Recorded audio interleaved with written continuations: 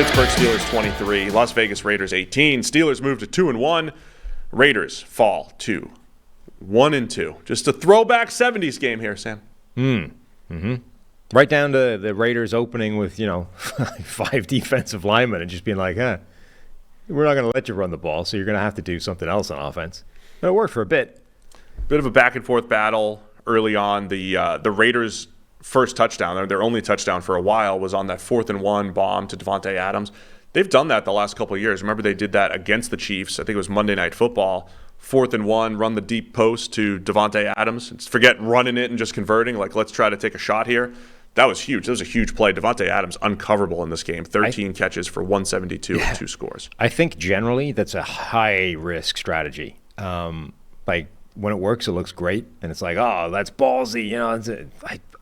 I would love to know, actually. We should look that up. What the overall success rate of 4th-and-1 shot plays is, because I feel like they almost always work out badly for the offense. Look that up. But it did work out well for them, and it was a huge part of the game. But eventually, Pittsburgh's offense did at least start to get some joy. I don't know if that was just the Raiders' defense running out of talent. It was only so long they could just sort of stack the shelf in their favor. But then once they got in a hole, they couldn't do much. Yeah, the Raiders' non-Max Crosby pass rush is going to be an issue this entire season. Pittsburgh had the 72-yarder to Calvin Austin, so that was their rebuttal here. 72-yard touchdown to Calvin Austin, who we've said is not just a short slot receiver. He could be a deep threat. He's a 4-3 receiver, gets behind the defense for the 72-yarder. Pittsburgh, what George Pickens had, a 71-yarder on Monday Night Football? Pittsburgh's offense, man, it is just a whole bunch of bad plays until the end, until the second half. It had been a whole bunch of bad plays, and a random 70-yarder to offset things. That's what they've been these last couple weeks. It's because the plays aren't offering anything, but the talent that they have is actually substantial. Yes. So it's like an offense that's getting nothing going, nobody's getting open, and then every now and again George Pickens just makes something special happen, or Calvin Austin just runs 5 yards faster than everybody else and scores a touchdown. Marcus Peters wasn't in the same area code as Calvin Austin. Despite being in man coverage on the play, he couldn't live with him. And, as long as Kenny Pickett hits that throw, it's a wide open touchdown. Then at the end of the game, there was actually a really good drive that finished with the Pat Freiermuth touchdown, where the Steelers ran a little bit of misdirection, a couple play action passes, hit the middle of the field, and it was actually pretty coherent offense. Kudos to the Steelers. On the other side, it felt like the most Jimmy Garoppolo primetime game, where you've got Chris as on the broadcast, look at his career stats. High yards per attempt, wins a lot of games, and it's it's all true. And there's even some of the EPA heads, right, who were just Jimmy Garoppolo, EPA king. It's Well, this took a beating. Add some context, man. He was with Kyle Shanahan, the EPA. He's the real EPA king. And I don't think Garoppolo is a bad quarterback. He is the mid-tier quarterback, right? So as soon as you're complimenting him, so this is the classic Garoppolo game. You're complimenting him, and then 2 minutes later, you're like, what are you doing? What was that pass? And he had a couple of those head scratchers. There was the one where he tells Davante, go deep. And then he turns the other way and chucked it into double coverage for a granted, Davante was in double coverage too. It was just funny because you see him on the broadcast. You see Jimmy's go, go, go. And then he turned the other way and heaved it into double coverage for a pick. He just had too many of those head scratchers, and this time they were caught. Yeah, it was a double bluff. It was just, Yeah. I'm going here. Right. Yeah. Now that we're in this world of, we've got potentially millions of Swifties listening to the podcast now. I'm sure they're all tuned in now. They're all getting into the NFL. So you can't call him, you got to get with the times, right? He's not a mid-tier quarterback. He's just mid. Oh, just mid. That's what the kids would say, the Swifties. Oh, he's just mid. Yeah. Oh, man. So, I use mid-tier sounds so much more respectful. Than mid. Mid sounds like it's not your mid, you're bad, right? Mid means bad, right? Not mid. No, it means mid. It's a very derogatory term. Yeah, but that's because mid-tier average is derogatory now. Yeah, but in the NFL, to me, it's more descriptive. It's you got to know what you're getting. When Jared Goff's playing a game on primetime, and maybe Dak at this point, when you're on primetime, you're going to get the people see, he's good. And then other people say, see, he's bad. And you're both right.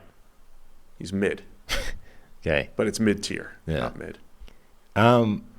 Why did Pittsburgh not do more to try and take away Davante Adams, given he was basically all they had? The guy had 20 targets. And for quite an extensive period of the game, it was pretty clear that he was the only place they were going to go with the ball. Yeah. You wouldn't double cover him, bracket. We can't take that away more, make you go somewhere else. And Jacoby Myers is a fantastic. I mean, he had 12 targets himself. Yeah. If they could just those two combined for 32 targets. Chris is right too. Like, where did Hunter Renfrow go in that offense? That dude runs incredible routes. It's short, middle of the field area guy. Like, and it's not like he wasn't playing. The Raiders should have dudes to throw to. Hunter Renfrow had 28 routes run yesterday and just didn't see the ball ever. 2 targets. Yeah, like he's on the field. They're just not throwing the ball his way. That's what I mean. Like, they are out here with multiple receivers out there, and the only place the ball is going is Davante Adams. Why are we not bracketing him every play? Certainly the Raiders would rather run the ball better. Josh Jacobs didn't get going. Like, he didn't have any productive carries until maybe like late second half. Did you see his interview pregame where he was talking about the contract stuff? No. I don't mean to like beat a dead horse on this stuff, right? But Saquon Barkley said something similar to this as well. Like, running backs make this argument of, and other people have made this argument on their behalf as well. If you look at yardage terms, like, we accounted for 50% of the offense. So I should be paid, the moon. I should be paid everything I want. I 50% of the offense. That was me. You're like, okay, but it wasn't. I mean, offensive linemen don't get the yardage, right? So it's not you. It's you plus the 5 guys in front of you plus whatever you get from the receivers and the tight ends blocking. That's what gets you 50% of the yardage. But they're like, no, it was all me. All me, baby. Like, well, what happens when that blocking stops existing? Now you don't go anywhere. So you're not, like, they have this weird.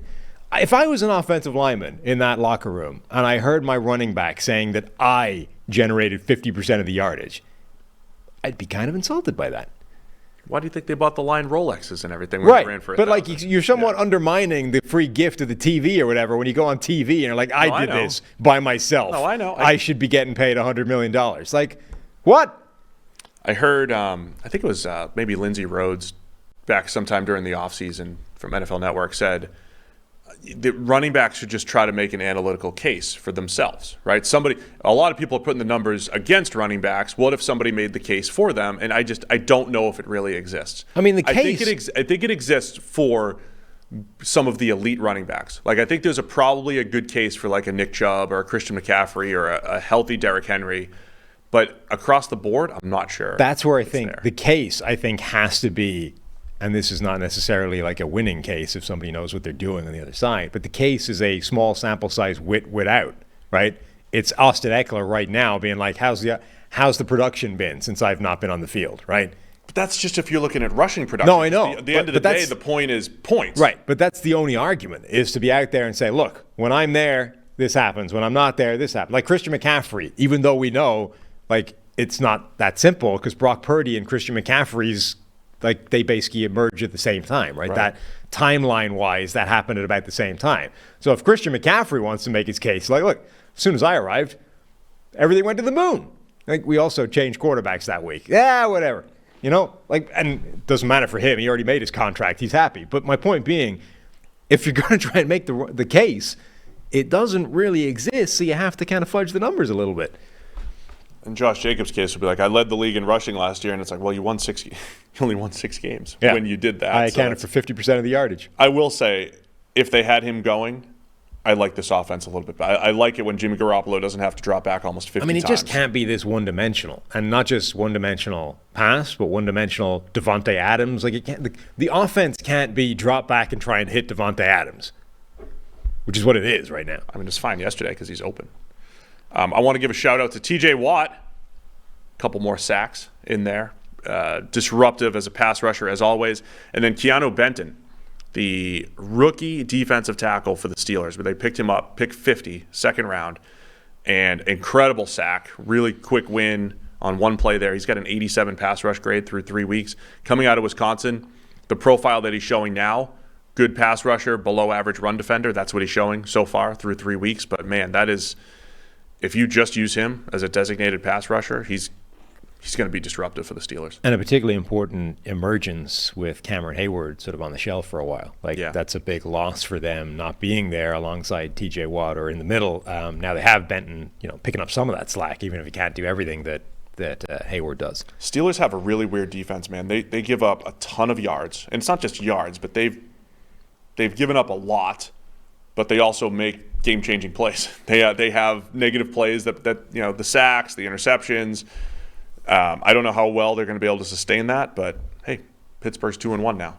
Mm-hmm. Big plays from the defense the last couple of weeks. A lot of turnovers and game-changing plays. Yeah, it feels like the Steelers are starting to emerge as what we thought they were before the preseason. We overreacted maybe, or I did anyway, coming off the preseason. That offense is not what it looked like in training camp and preseason. Equally, it's not terrible. It's exactly what we were talking about in the offseason. Actually, a really good collection of talent that might be getting held back by a scheme that's just awful.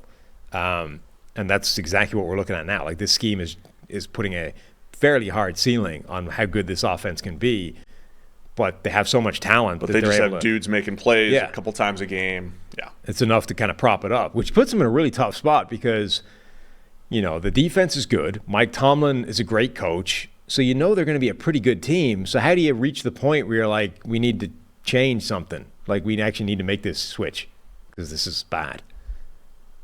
Tyree Wilson played just 11 snaps, 7th overall pick for the Raiders. Mm-hmm. Again, every week I might have Tyree Wilson and Trayvon Walker watch just because it's guys we talked about so much during draft time, and there's such a discrepancy between their athletic ability and their production. It's just a fascinating watch. It's still been a rough start, though, for Tyree Wilson.